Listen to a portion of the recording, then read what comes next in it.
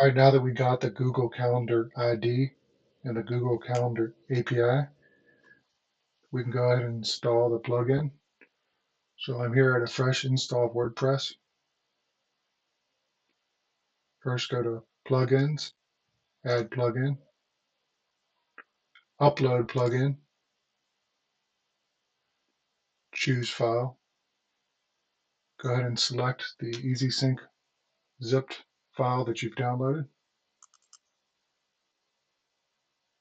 Install. Activate plugin. You see here it's activated. Now go down to Settings and you're going to click on EasySync Calendar. Here you see the quick start, and above that you see the where you're going to enter your API key and your Google Calendar ID that you got before. Let's go ahead and copy and paste those in.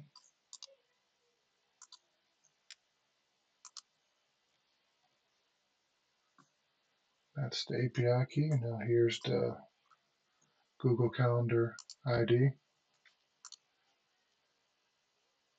Save changes. You'll see that the settings are saved. You can go down here to the quick start guide and you'll see here again the shortcode. Go ahead and copy that. Now I'll go ahead and test it out. Let's create a page, add page. We'll go ahead and name it EasySync. You can name it whatever. Go ahead and just publish that. And now we'll add the shortcode.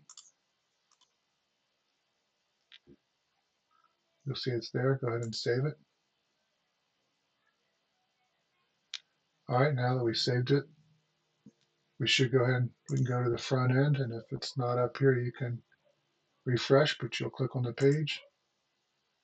You'll see a calendar.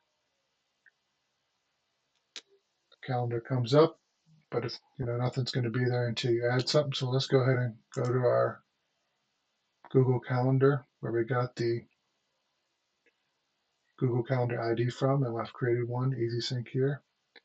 And so it's checked. We'll go ahead and let's go ahead and add something. Let's go ahead and click on that.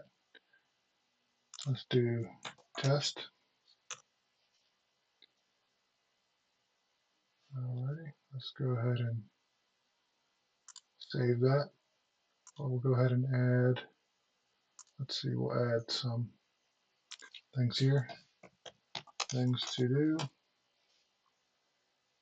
Save. Make sure this is the same color here. I make sure it is the EasySync calendar, but it's not going to show up. So once you've saved that, you can go back, and once you refresh on your front end of your WordPress calendar, it should come up and you click on it, and here we have test, things to do. And if you delete it, same thing. If you want to delete that